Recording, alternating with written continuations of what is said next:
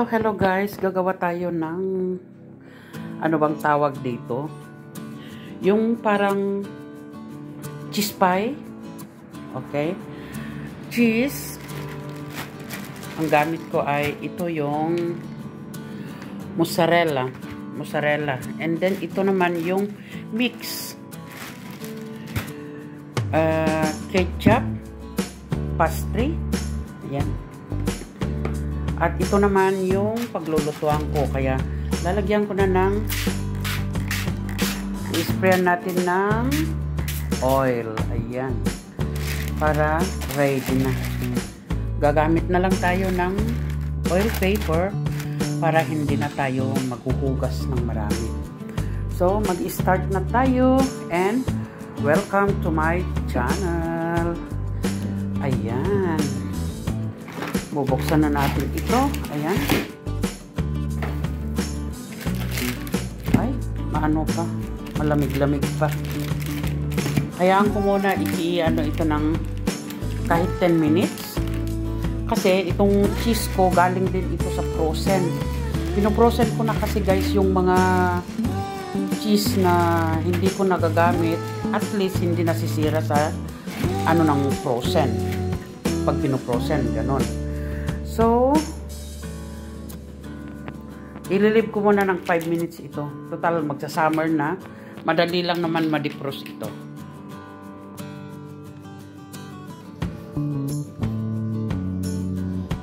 Ayan na guys, na-open ko na. Ayan.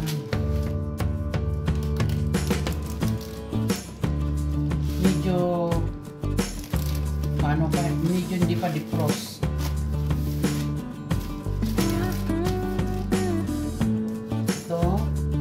Tatabi natin yan. Tapos, maglalagay tayo, very easy lang ito. Very easy. Maglalagay tayo ng ketchup.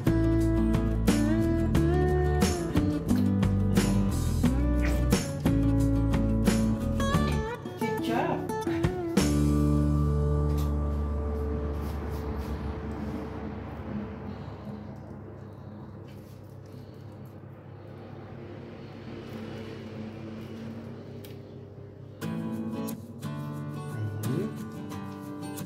Very nice. Tapos, then, cheese.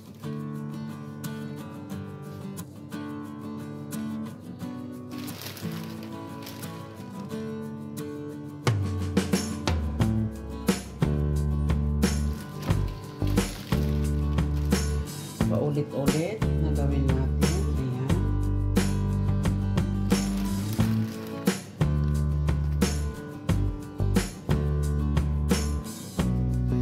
Ito na yung mozzarella Alpiland mozzarella.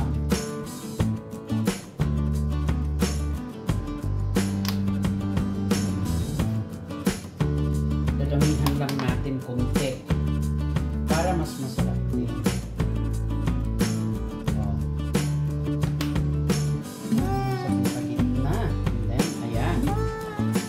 Then, maglalagay tayo ng black pepper. Black pepper.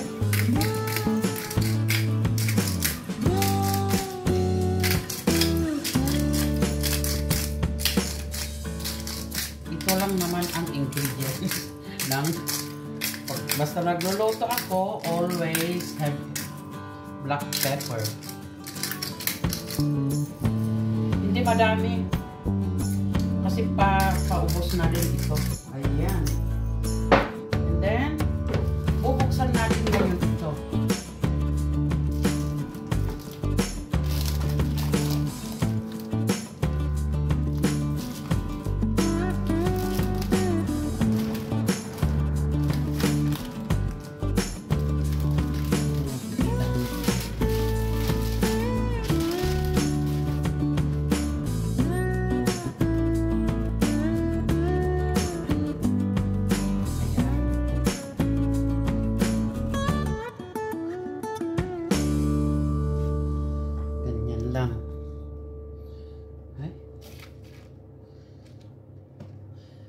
hihiwain natin.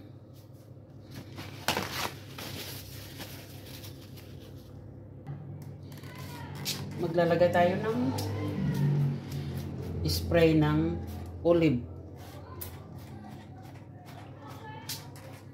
Ayan.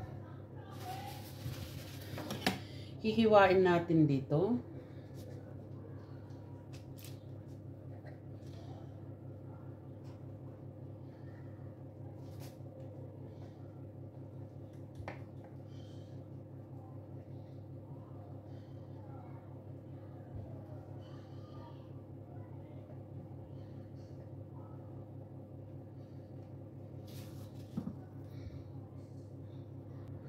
Gagamit tayo ng stick. Oh, ito. Ang mahiwagang stick ko. Lalagyan natin ng konting oil. Tapos, ipipress natin dito.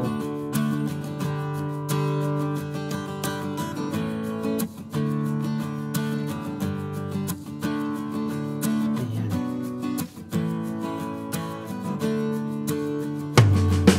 Ayaw.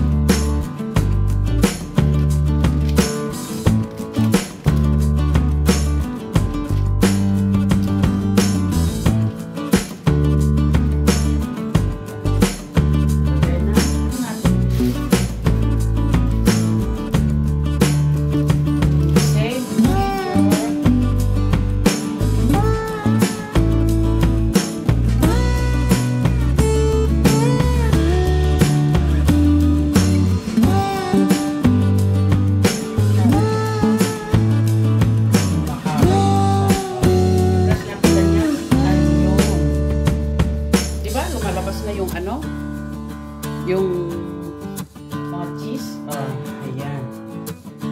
Tapos, ang gawin natin is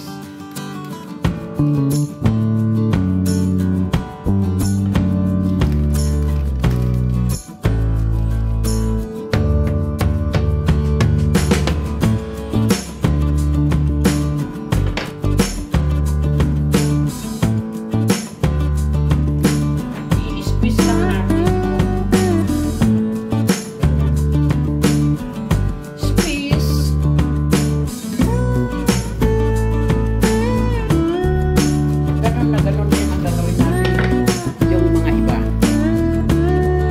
Guys, ito ng kinalabasan ng aking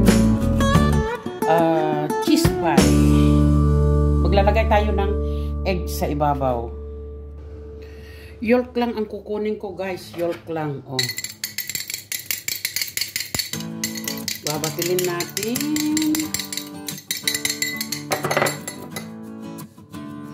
So, ito, ipapahid lang natin dito sa ibabaw. Ayan.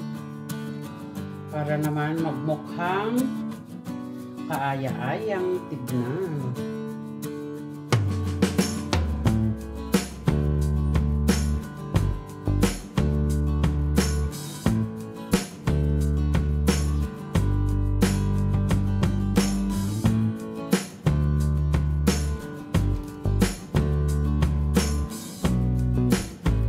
Ayan.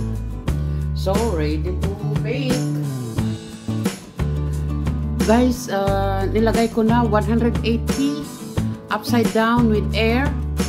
Ayun, ayun na. Ito na guys, luto na. Oh, luto na. Sarap tignan, no? Ayan. Luto na.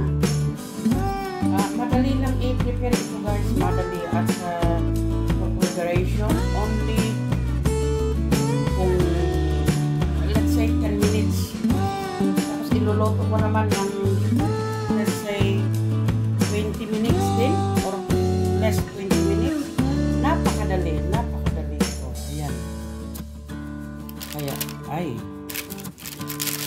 Tapos bukas gagawa ako ng Chichang! Apple pie dahil masasayang tong mga ito pag hindi ko iluluto. Sa bagay, gumagawa naman ako ng juice na apple every other day.